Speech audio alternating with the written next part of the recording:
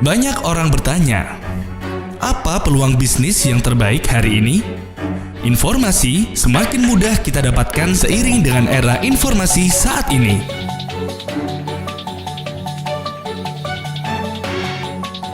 Bahkan banyak orang meluangkan waktu datang ke seminar hanya untuk mencari peluang apa yang terbaik untuk mendapatkan perubahan dalam kehidupannya. Kenapa masih banyak orang yang tidak mendapatkan peluang itu? Dan kenapa mereka masih tetap sama seperti yang dulu?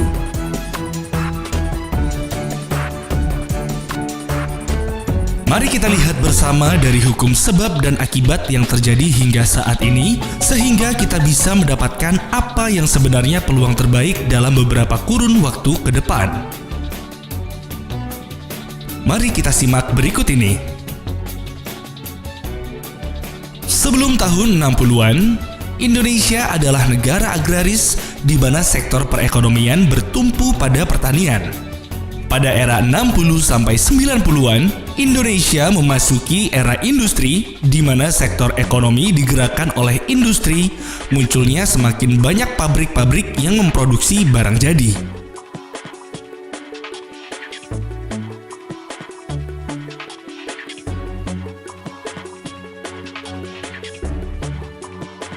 Dari tahun 90-an sampai 2015, di mana Indonesia sudah berada di era informasi. Era informasi adalah sebab dan akibat dari era industri.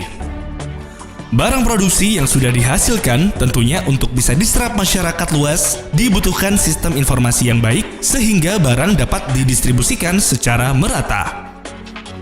Dengan adanya industri ini, mengakibatkan manusia berinovasi dan beralih ke era informasi, teknologi digital, dan komputerisasi.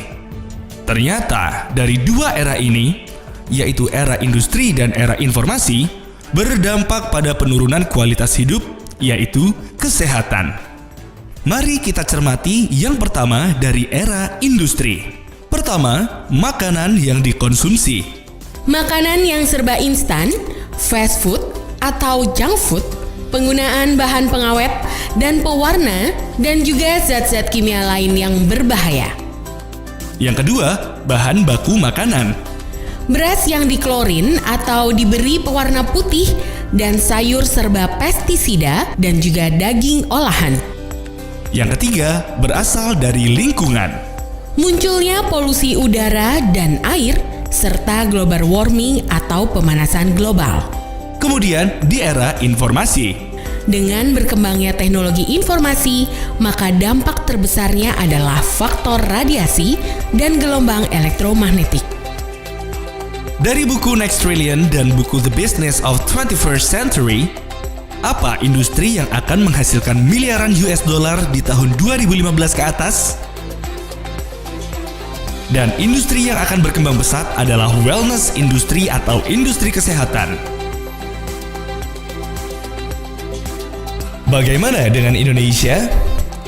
Data resmi yang dirilis di tahun 2013, APAC Healthcare Outlook, bahwa di tahun 2012, belanja masyarakat Indonesia dari sektor kesehatan di angka 26,4 miliar US dollar atau setara dengan 348 triliun rupiah. Dan jumlah ini akan meningkat sampai tahun 2018 menjadi 60,6 miliar US dollar atau setara dengan 799 triliun rupiah dengan pertumbuhan rata-rata 14,9% per tahunnya.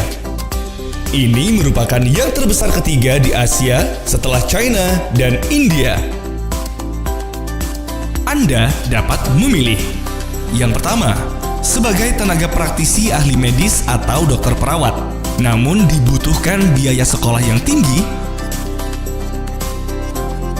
waktu yang dibutuhkan cukup lama,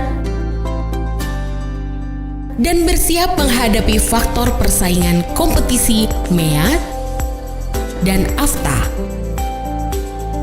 Yang kedua, sebagai retailer, membuka usaha retail di dunia kesehatan, namun membutuhkan modal investasi yang besar, stok produk, regulasi kesehatan yang tidak stabil. Yang ketiga, menjadi distributor. Berapa modalnya? Bagaimana jaringan networknya? dibutuhkan keahlian khusus, faktor perizinan dan perpajakan. Atau yang keempat, Independent Distributor Network Marketing. Tidak dibutuhkan modal besar dan sudah tersedia sistem yang lengkap untuk kantor pelayanan, stok barang, administrasi, pembayaran, sumber daya manusia, dan ditunjang dengan pendidikan yang terstruktur. Hal-hal penting yang harus dicermati adalah mereka yang membangun usaha sesuai era yang ada. Hari ini mereka masuk dalam jajaran orang-orang terkaya saat ini. Pada era industri, Indofood, Unilever. Pada era informasi, Kaskus, Detik.com.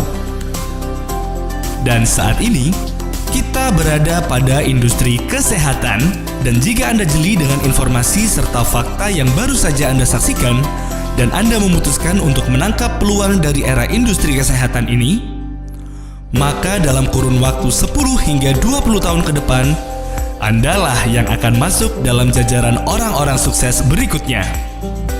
Kenapa industri kesehatan akan berkembang semakin pesat dan tidak bisa dihentikan? Karena Indonesia memasuki bonus demografi, yaitu kondisi di mana jumlah penduduk usia produktif lebih tinggi dibandingkan dengan yang non-produktif. Ini dimulai sejak 2015 dan puncaknya akan terjadi di tahun 2035 dengan perbandingan yaitu 79% penduduk dengan usia produktif dan 21% penduduk dengan usia non-produktif. Golongan kelas menengah, usia produktif akan bertambah banyak. Mereka memiliki kemampuan secara ekonomi, sehingga yang diinginkan oleh mereka untuk hidup lebih sehat dan awet muda. Tetapi, kenapa masih banyak orang yang belum menyadari perubahan itu? Berita baiknya, bisnis ini telah berkembang sangat pesat dan telah memiliki lebih dari 160 kantor cabang yang tersebar di seluruh Indonesia. Usaha idaman, modal minimal, di era industri yang tepat dengan potensi penghasilan yang besar. Tahun 2015 ke atas, wellness industri akan sangat berkembang. Sudahkah Anda menjadi bagian yang ada di dalamnya?